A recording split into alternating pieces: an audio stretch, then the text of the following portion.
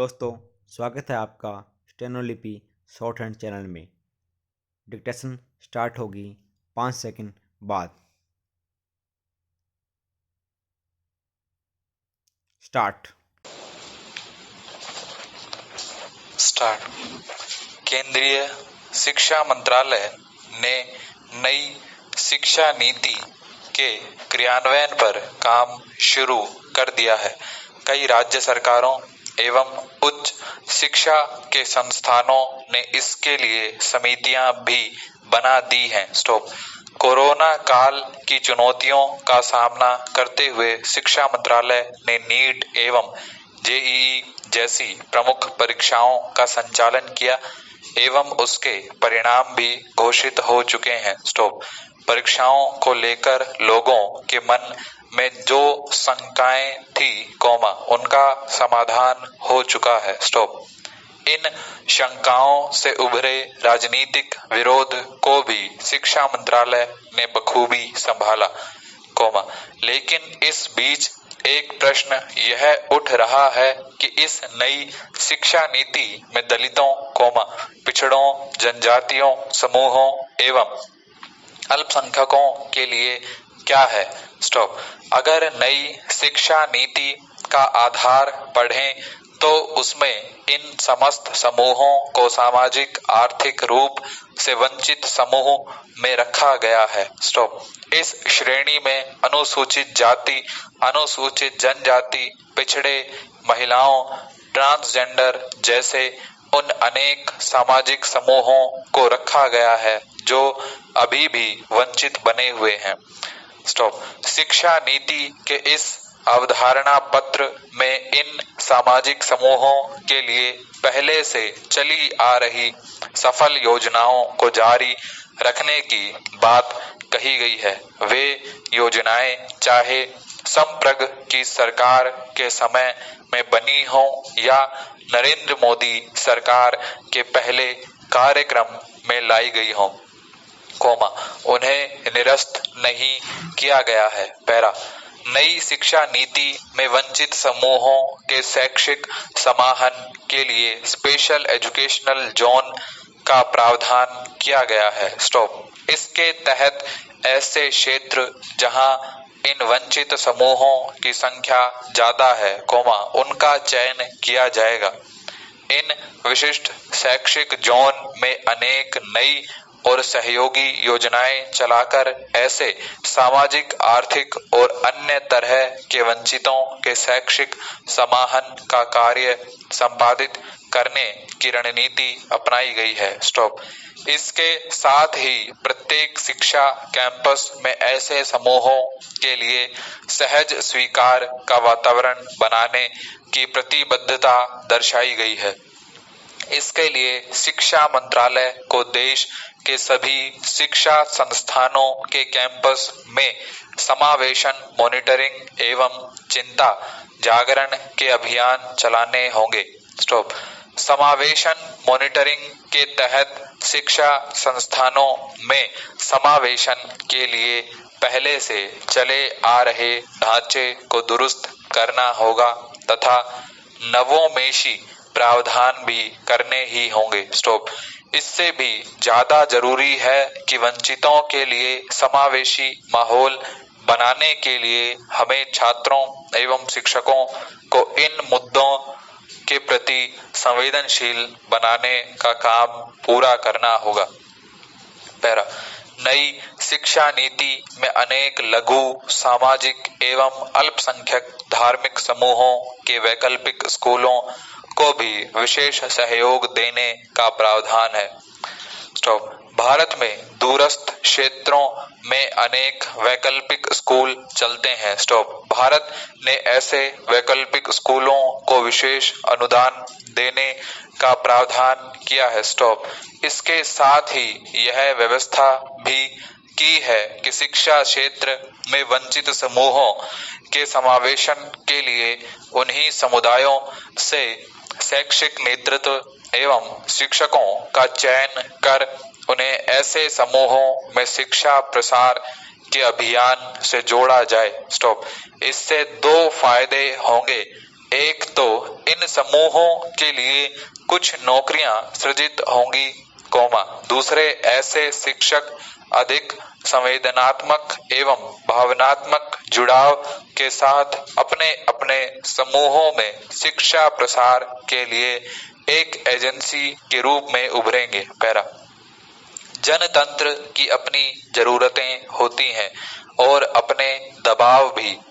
Para यह उल्लेखनीय है कि कुछ अल्पसंख्यक समूहों के एक तबके की राजग सरकार से जो शिकायतें रही है, उन्हें दूर करने के अनेक प्रयास नई शिक्षा नीति में दिखाई पड़ते हैं। अल्पसंख्यक समूहों के स्कूलों के स्टेटस से छेड़छाड़ न करते हुए मदरसा शिक्षा के सहयोग देने के प्रावधान किए गए हैं। अल्पसंख्यक समूहों को स्कूल के साथ साथ कॉलेज एवं विश्वविद्यालय तक खोलने के लिए प्रोत्साहित करने की बात कही गई है। शिक्षा संस्थानों में इनके प्रवेश को सहज बनाने के लिए विशेष छात्रवृत्ति का प्रावधान करने की व्याख्या की गई है। नई शिक्षा नीति के जेंडर फेस को भी काफी प्रभावी बनाया गया है। अर्थात इसमें छात्राओं एवं महिलाओं के समावेशन पर विशेष रूप से ध्यान दिया गया है।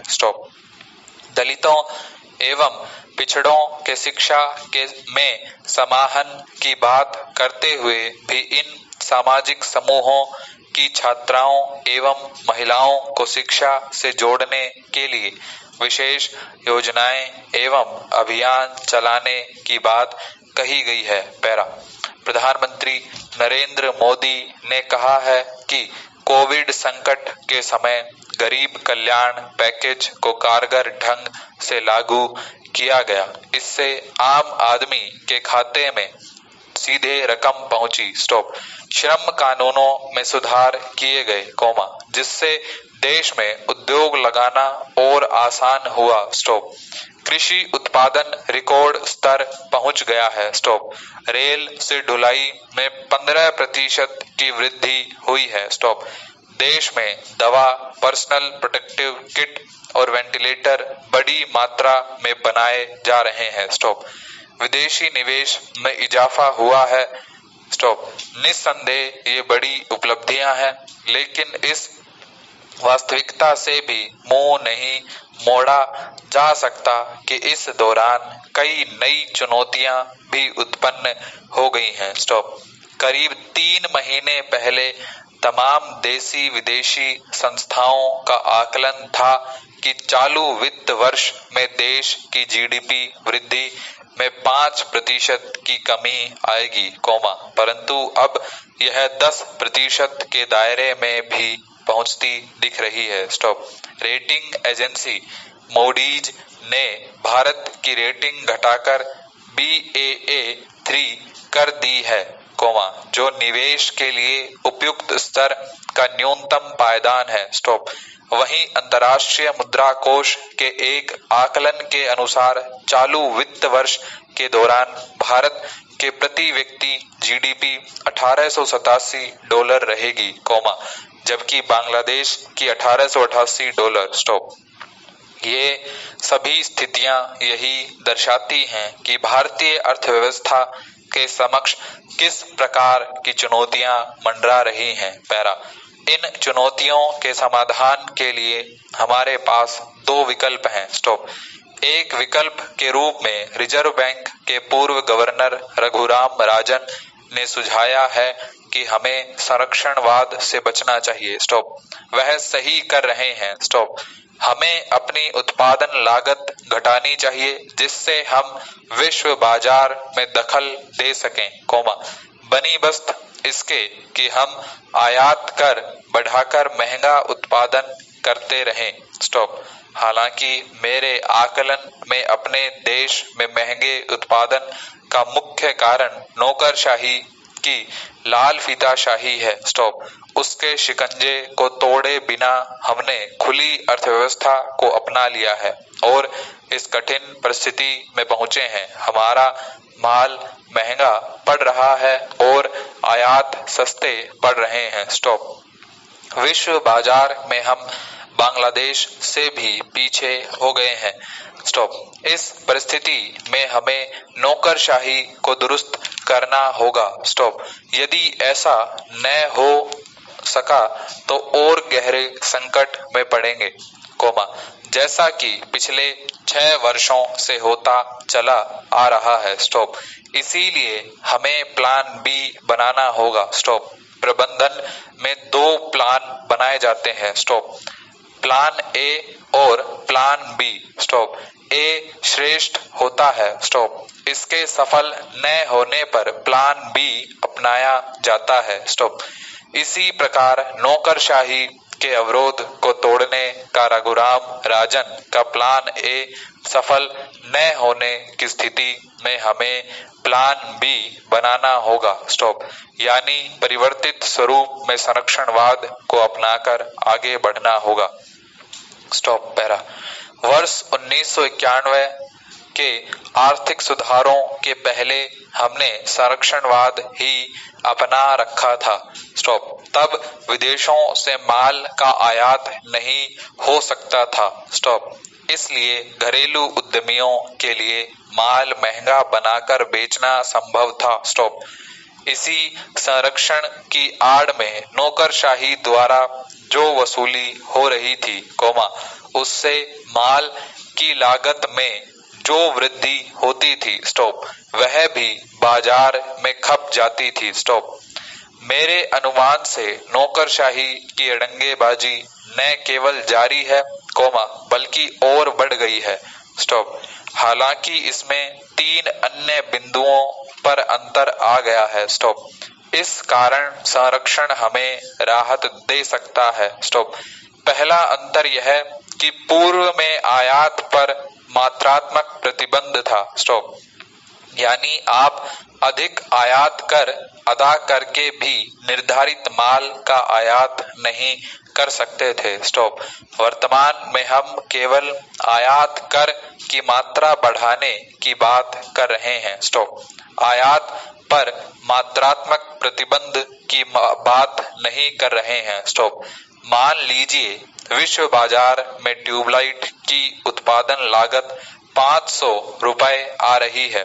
संरक्षणवाद अपनाकर हमने ट्यूबलाइट पर 200 रुपए का अतिरिक्त आयात कर लगा दिया तो भारत के उद्यमी उसे 700 रुपए में बेच सकेंगे। स्टॉप। इससे उपभोक्ताओं से 200 रुपए की ही अतिरिक्त वसूली की जा सकेगी, लेकिन उद्यमी इससे ज्यादा वसूल नहीं कर सकेंगे।